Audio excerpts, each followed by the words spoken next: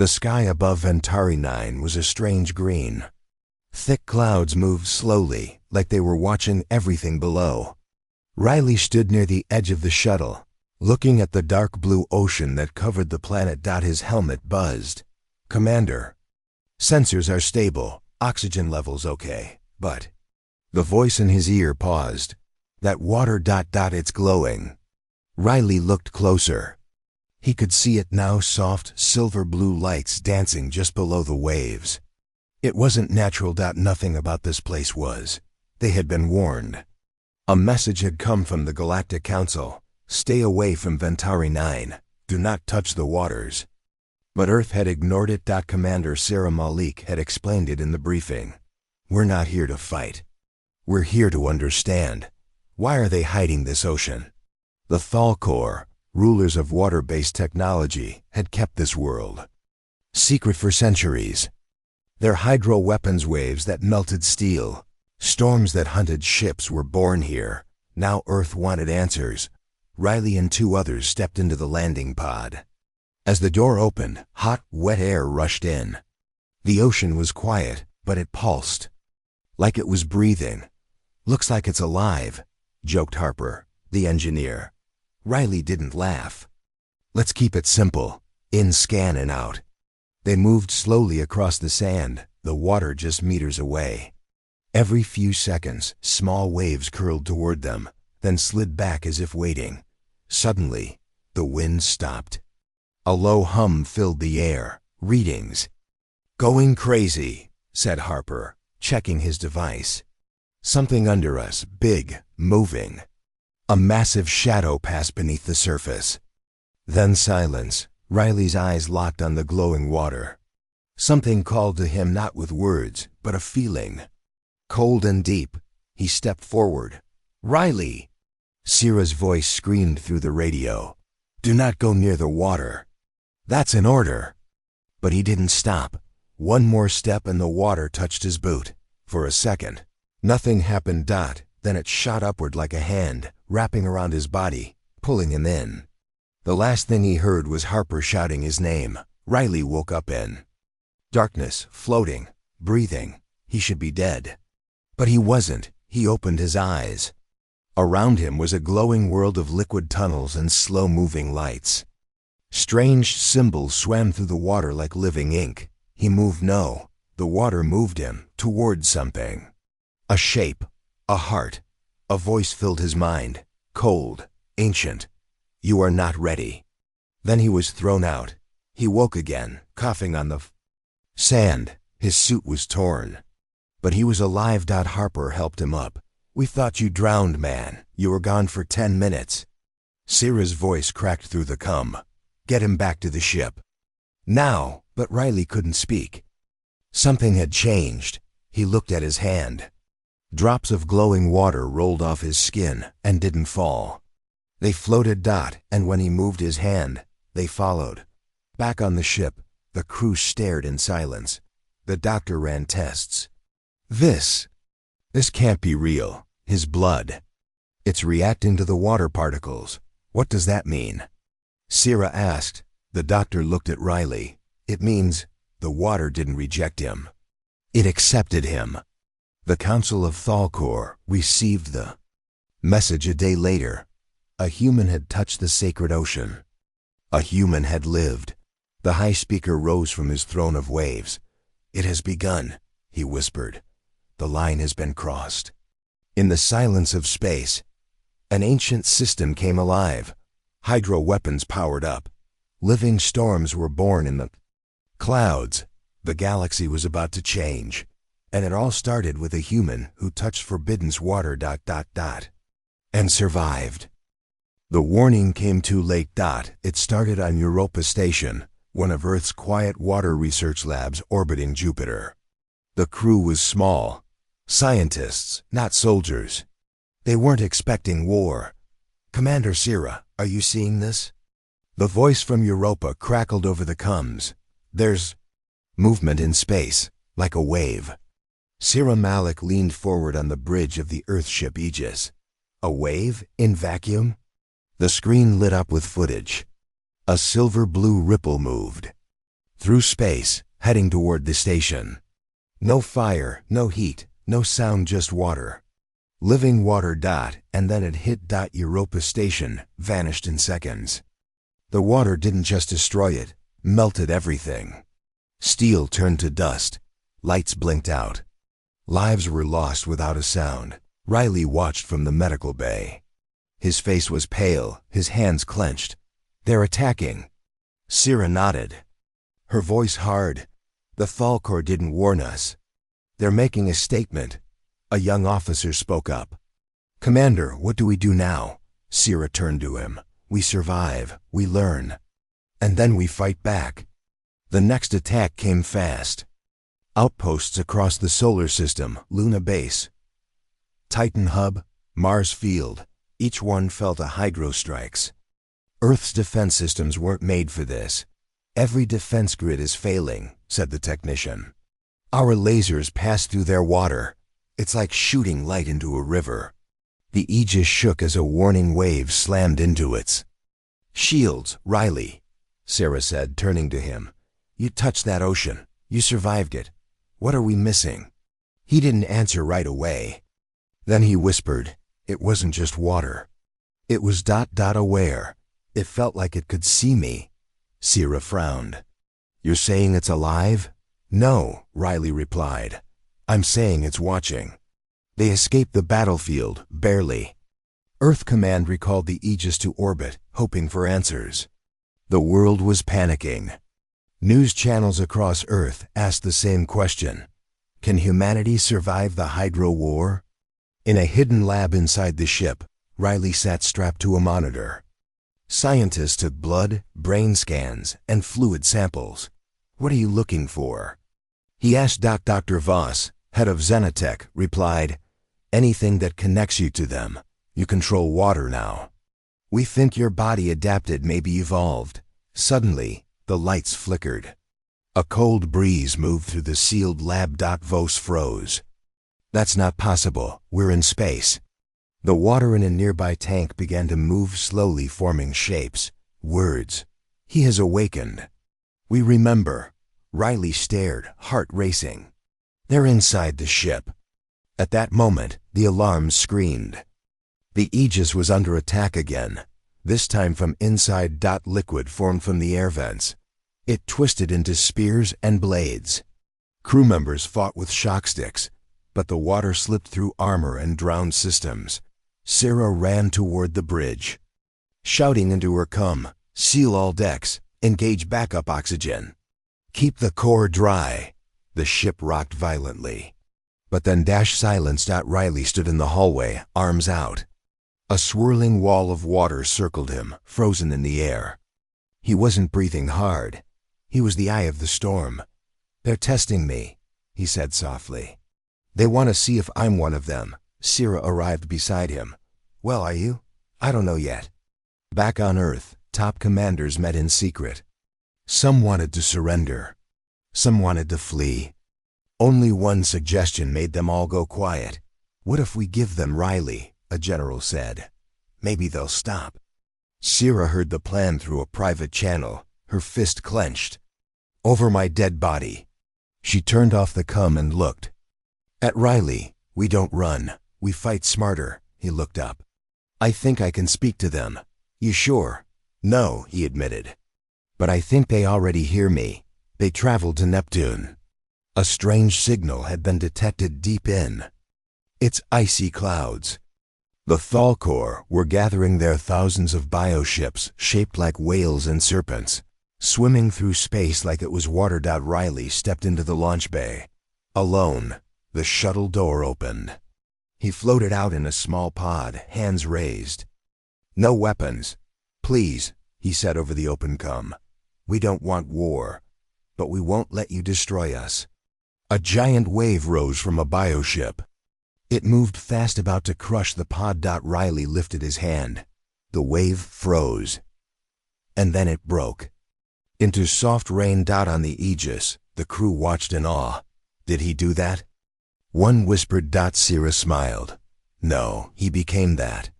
A voice filled Riley's mind again. You crossed the line, but you remember us. Your blood sings our songs, he answered. Then stop the killing. Talk to us. There was a long silence. Then the Thalkor ships began to move away. Not in fear, but in respect. Back on the Aegis, Riley collapsed. Sierra caught him.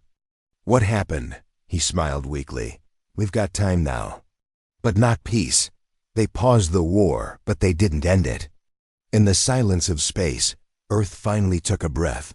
But something was different now. The Hydro Empire had struck back hard. But they had learned something unexpected. Humans were not just survivors. They were something new, something dangerous. And the ocean was listening. Rayleigh sat quietly in the lab, the soft hum of machines all around him. His hand twitched, and a few drops of glowing water floated gently above the table. The scientists watched with wide eyes. Dr. Vos leaned closer to the microscope. His blood is reacting in ways we never thought possible, she said slowly. It's like the hydro energy has merged with his DNA. Sierra stood behind them, arms crossed. What does that mean? It means, Vos answered, that his body is changing, not just healing or adapting, but evolving. Rayleigh's voice was soft, almost unsure. But why me? Why did the water accept me? Vos shook her head. We don't know yet, but your DNA carries something ancient. Something hidden. Days passed. Riley was tested again and again. Each time, the glowing water in his blood grew. Stronger, more alive. Look at this, Vos called to Sierra one morning. On a screen, strange patterns appeared, lines and spirals, unlike any human code. Sierra frowned. Is it alien? More than alien, Vos said. It looks like an ancient script, written in our own blood. Ancient script? Riley whispered. What does it say? Before Vos could answer, alarms blared through the lab. Security breach, the intercom announced. Sierra grabbed her weapon. Everyone, stay calm. Lockdown in 5. Riley stood up, the glowing water around his hands swirling faster. They're here. Outside, the ship shook. Water flowed through the corridors, but it wasn't normal water. It was thick, moving with purpose. Thalkor, shouted one crew member, firing a pulse rifle. But the liquid pushed back, wrapping around the bullets and breaking them. Sierra yelled, to the bridge, protect Riley. Riley focused. The glowing water lifted from his arms, forming a shield. It pulsed with his heartbeat. Keep moving, Sierra urged. As they ran, the water formed words in the air, symbols. Riley somehow understood. Remember.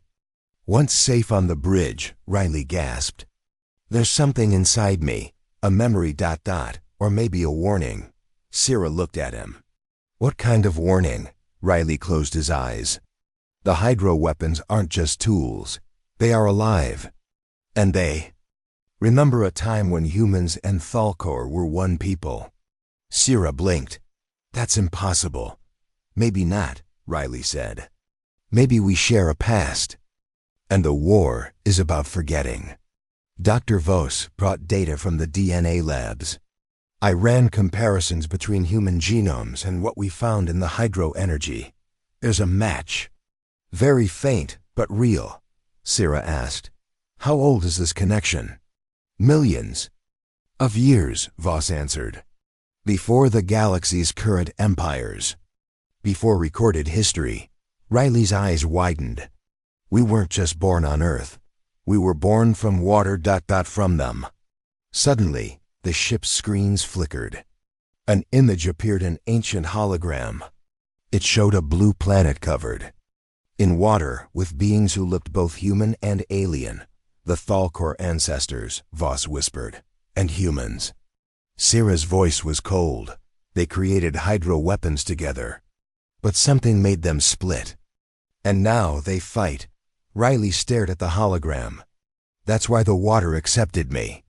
Because part of me belongs to their world. As the crew absorbed the news, an urgent message came from Earth Command. Riley is the key, the message said. If he controls the hydro energy, We might stop the war. Sira frowned. But how? He's still learning. And the Thalkor are watching. Riley looked at the glowing water circling his fingers. I don't want to fight. But I must. Understand. That night, Riley sat alone in the observation deck. The stars outside seemed quiet, but inside him, the water pulsed like a heartbeat. He whispered, "Show me the past. Show me who I really am." Suddenly, images flashed through his mind, oceans rising, ships sailing on liquid waves, beings made of water and flesh. A voice echoed softly, "You are the bridge between two worlds, the past and the future." Riley opened his eyes. The glowing water formed a circle around him, bright and alive. He smiled faintly. Then it's time to remember. The next morning, Riley gathered the crew. "We have more than a war," he said. "We have a chance to heal. But first, we must find the truth hidden in the water and in ourselves." Sira nodded. "Then, we move forward, together." The secret in Riley's blood was no accident. It was a call. And the galaxy was about to answer. The Aegis trembled as it entered the thick atmosphere of Ventari 9. Outside the window, dark clouds churned violently, glowing with eerie blue light. The storm was alive, and it was waiting. Commander Sira Malik gripped the armrest, eyes sharp. "We're entering their home waters," she said. "No ship has ever survived this." Riley stood beside her, calm but alert. "This time we're different." The bridge was tense. Everyone knew what was at stake. If Earth lost here, it might lose the war. The stealth submarine launched silently from the Aegis. It slid beneath the ocean's surface, disappearing into the glowing depths. "Sensors picking up strange energy patterns," Harper reported. "Hydrocurrents moving fast, almost like they have minds." Sira nodded. "Stay sharp. They're testing us." Riley placed his hand on the glass. The water outside rippled, almost reading him. Suddenly, the submarine jolted. "We're under attack," Harper shouted. Water surged through the hull like liquid steel, bending and twisting into sharp blades. The crew fired back with energy pulses, but the water blocked the shots. "Hold steady," Sira yelled. "Riley, can you control it?" He closed his eyes. The glowing water around his hands shimmered. Slowly, the water weapon stopped moving. "Not all of it," Riley said. "Some want to fight. Some want to learn." The submarine dove deeper, through underwater cities lit by glowing coral and strange machines humming in the dark. "Look at that," said Harper. "A whole city built inside the ocean." Rayleigh's voice was soft. "This is their world. We're intruders." Suddenly, the water shifted again. A giant shape appeared, an enormous hydro creature, part water, part metal. The crew froze. The creature moved slowly toward the submarine. Then it stopped, eyes glowing. Riley whispered, "It's curious. Not angry."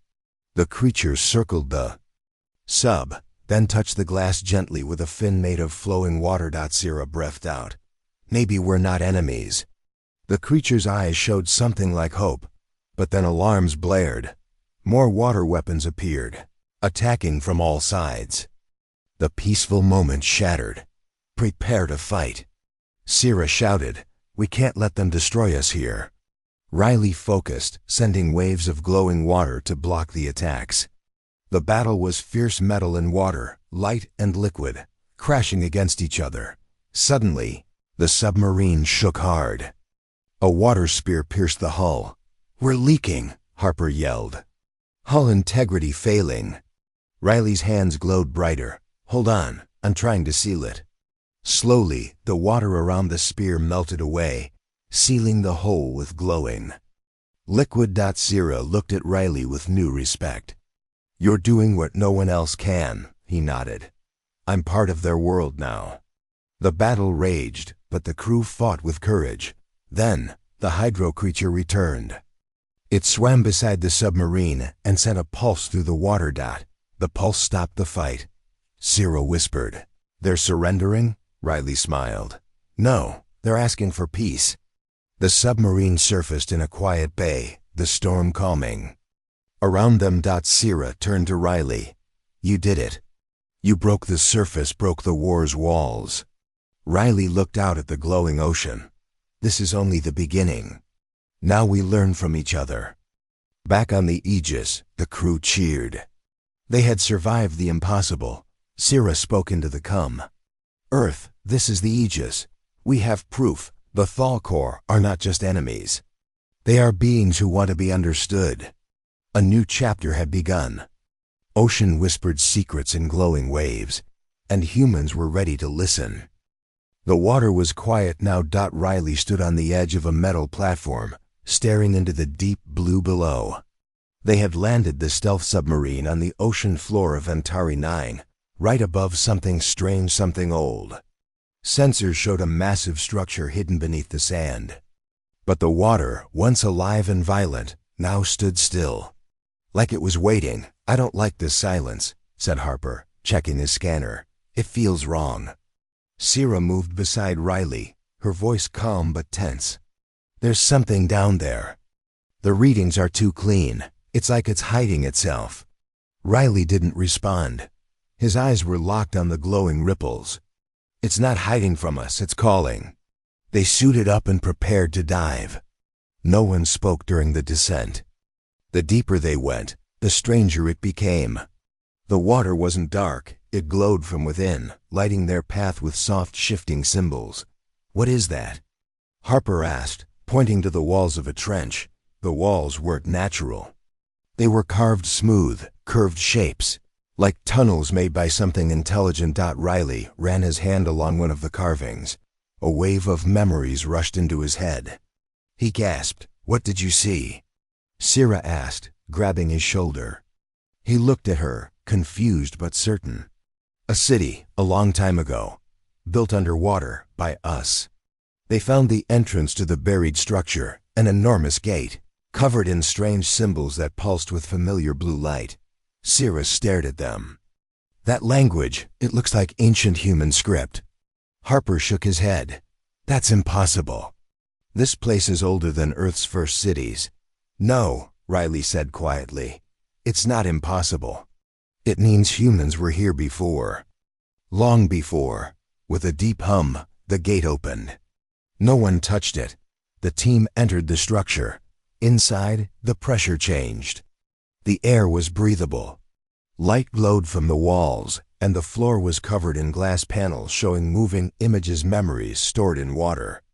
One image stopped them cold. It showed beings that looked human. Walking side by side with the Thalkor. They worked together, Sierra whispered. We weren't enemies, we were partners. Riley pointed at one figure. It looked exactly like him. Harper took a step back. Is that you? No, Riley said. But it's someone like me. Someone from the past. They moved deeper into the ruins, past rooms filled with floating machines and old control stations still humming softly. In the center chamber, a massive orb of water hovered in midair, turning slowly like a planet. As they approached, the orb reacted. A voice filled the chamber, deep and echoing. You have returned. The voice wasn't hostile. It was sad. Tired, Riley stepped forward. What is this place? The voice replied. A vault of memory, a warning forgotten. The truth hidden by war. Sierra asked, who built this? You did, before the fall. The orb flashed, and the chamber filled with moving images. Planets burning, cities underwater. A great war between two races that used to be one. We were the same, Riley whispered. One species, split by fear, changed by water. You left us, the voice said. You feared what we became. You ran to the stars, forgetting your origin. Harper shook his head. That means Earth isn't our first home. No, said Riley. It's just the one we remember. Suddenly the orb dimmed. Alarms echoed through the vault. Something was coming. Thalkor ships, Harper shouted, checking the scanner. Big ones, Sierra raised her weapon. Trap? Riley held up a hand. No, test. The voice confirmed. They sent soldiers to see what you'd do with the truth. Riley turned to Sira. We can't fight here. Not in this place. We need to show them we understand. Sira lowered her gun. Then do it. Riley stepped into the center of the chamber and touched the orb. Glowing waves pulsed out. Across the ocean floor, machines lit up. The old city came to life. The Thalkor ships stopped outside. No attack. One ship opened a channel. A face appeared alien, ancient, proud. You found the vault, it said. Riley nodded. And I remember now. The alien stared at him. Then prove it. What will you do with what you found? Riley breathed slowly. We will not run from the past. We'll rebuild what we broke. The alien said nothing for a long time. Then its ship powered down and drifted backward, away from the vault. Later, back on the submarine, the crew sat in silence. Harper finally spoke. So, we're not just fighting aliens. We're fighting our own history. Sira nodded. But history doesn't have to repeat. Riley looked out at the glowing water. The truth was always down there, waiting for someone to remember. Now, we write a new story. In the deep silence of Ventori 9, the ruins of the past whispered. And this time, humanity was listening.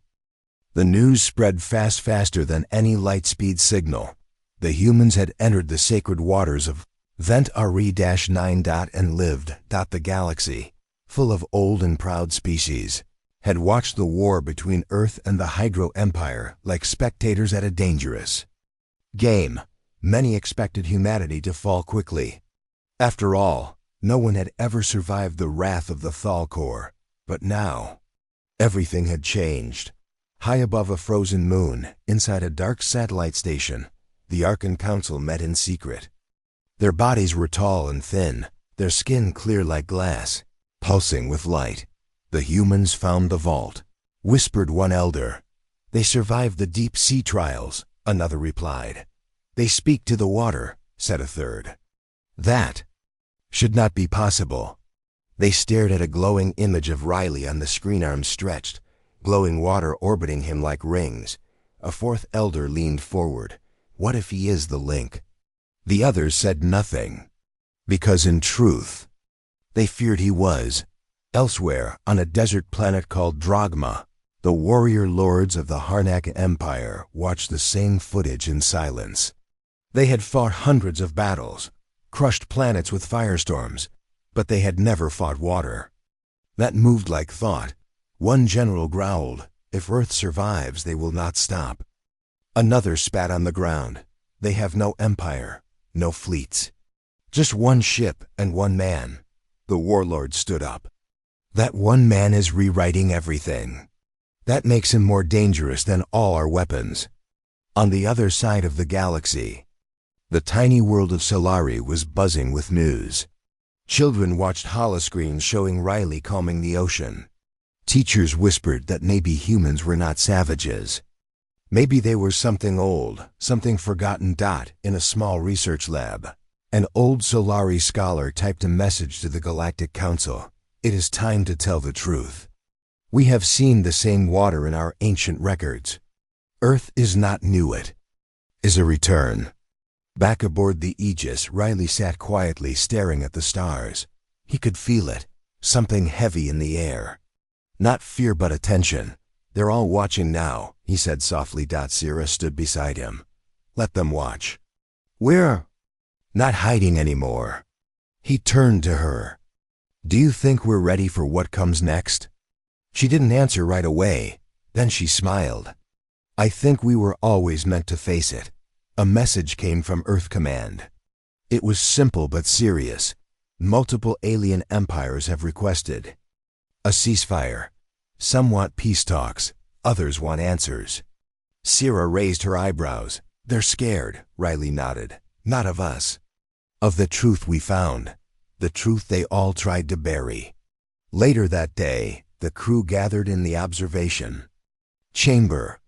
They watched as alien ships of many kinds appeared outside the window, some glowing with light, others silent and dark. None attacked, Harper leaned toward the glass. That's the largest gathering of alien fleets I've ever seen. And none of them are shooting at us. Double quotes, Dr. Voss added. They're waiting. For what? Someone asked. Sierra turned to Riley. For him. Riley stepped forward and activated the long-range channel. His voice echoed through every ship within reach. My name is Riley. I was born on Earth, but I am also a child of the water. He paused. We'd found a vault that showed us the truth. Long ago, your empires buried it. You feared what it meant. You started wars to hide it. More silence. But now the truth is awake. And I will not let it die again. A pause. Then a single reply came in, soft and broken. We knew this day would come. On a distant moon, a hidden vault opened on its own for the first time in 1,000,000 years. Inside it was water still glowing, still alive, waiting for the return of one who remembered. The stars shifted. The galaxy didn't speak. It watched. In silence. The ocean was no longer silent. It moved with purpose. It breathed like a living thing. And the galaxy had no idea what was coming. On the bridge of the Aegis, Riley stood frozen. His eyes were locked on the screen, where the waters of Ventari 9 had risen hundreds of meters into the air. But this wasn't just water. It glowed. It twisted. It moved like a creature, with a mind of its own. Sierra gasped. It's alive. No, whispered Dr. Voss. It woke up. Outside, the massive waves formed spirals in the sky. Lightning danced across their edges, but there was no thunder. Just silence. Heavy and powerful. We triggered something, Riley said quietly. Dr. Voss turned, panic in his voice. We didn't just find ancient water. We found the source, the original force that once ruled this galaxy. Sierra shook her head. You mean the Hydro Empire didn't control the oceans? They stole them. The truth hit hard. The Hydro Empire had claimed to master water tech, but they had only used what they barely understood. The real power had always been buried deep beneath the planet, watching, waiting. And now it was free. Suddenly, alarms screamed. Commander! Shouted Harper. 12 Hydro dreadships inbound. They're coming straight for the ocean. Riley clenched his fists. They know. They want to stop it before it fully wakes up. Sierra looked at him. Can we stop them? He didn't answer. Instead, he walked to the console and opened the ship's link to the water below. A faint blue glow lit up around his hands. The ship HUMMED. The water responded. It heard him. Down on Ventari 9. The ocean twisted upward like a great tower. From it, shapes began to rise. First one, then dozens. Creatures. Tall, fluid, glowing blue. Their forms shifted like mist, but they had arms, eyes. They were ancient guardians, beings made of liquid thought and old power. The true children of the ocean. The living ocean had sent its warriors, and they were angry. Hydro fleet arriving. In 10 seconds. Harper yelled. Put it on screen, Riley said. The view changed. 12 black ships dropped out of warp, their weapons glowing with death. Each one was bigger than a mountain. And yet the ocean didn't flinch. The water creatures stood tall, facing the sky. Silent, waiting. Riley opened the channel. This is Riley of Earth. Stand down. The ocean has awakened. A cold voice replied. This is Lord Kral of the Thal Corps. That ocean belongs to us. No, Riley said. It never did. The hydro ships opened fire. Blue beams crashed toward the planet. But before they could land, the ocean rose higher, forming a massive shield of glowing liquid. The blasts hit it and vanished. No sound, no explosion. Just silence. And then the ocean struck back. Water tendrils shot into space like arrows, wrapping around one of the dreadships and crushing it like paper. The galaxy had never seen anything like it. Harper shouted. That ship was made of neutron steel. Riley's voice was calm. The ocean doesn't care about steel. Inside one of the hydro ships, Lord Krall screamed, "It's not possible. Water can't do this." His second-in-command, a pale-skinned alien with golden eyes, turned slowly. "You were wrong, my lord. You called it water. But this is a god." Back on the Aegis, Sira looked at Riley. "Did you know this would happen?" "I hoped," he replied. "But I didn't know how powerful it truly was." Dr. Voss added, "It's not just protecting us. It's remembering. It's finishing a war that never ended." One by one, the hydro ships fell. The living ocean didn't rage with fire or scream with sound. It moved quietly, perfectly washing away every enemy. Like dirt from skin. The war was over in minutes, and no one could understand how. When the last hydro ship fell, the ocean slowly returned to the planet's surface. The glowing water beings stood in silence before turning back into liquid, melting into the sea. Sira watched in awe. They came and left like it was nothing. Rayleigh turned to the crew. "We didn't just survive. We witnessed something ancient. And now the galaxy will never be the same." He walked to the main console and sent one final message to the stars. "The ocean remembers. And Earth will never be controlled again." Above them, in a dozen worlds, millions of aliens watched the recordings. Some were terrified, others were curious. But all understood one thing. The living ocean had returned. And it chose humans. The ocean was calm, but the air on the Aegis was thick with tension. Riley stood by the window, watching the glowing waves of Ventari 9 shimmer beneath the stars. This was the moment the galaxy had feared and hoped for. The final wave of the war was coming. Sira approached quietly. "They're gathering, Riley, the Hydro Empire's last fleet. They want to end this once and for all." He nodded. "Then we give them a fight they'll never forget." The ship's alarms blared as sleek, black warships pierced the atmosphere, their weapons charged and ready. "Sensors show over 50 dreadships, all heading this way," Harper reported. Voice tight, Riley clenched his fists, the glowing water around his hands pulsing in rhythm with his heartbeat. "The ocean is with us, but we can't rely on it alone." Sira's eyes locked with his. "What's the plan?" Rayleigh's gaze hardened. "We strike first. We take the fight to them." The Aegis launched into space, engines roaring. As they raced toward the enemy fleet, the ocean below rose in giant waves, the glow intensifying, a silent warning to all. On the enemy flagship, Lord Krall stared at the approaching human ship.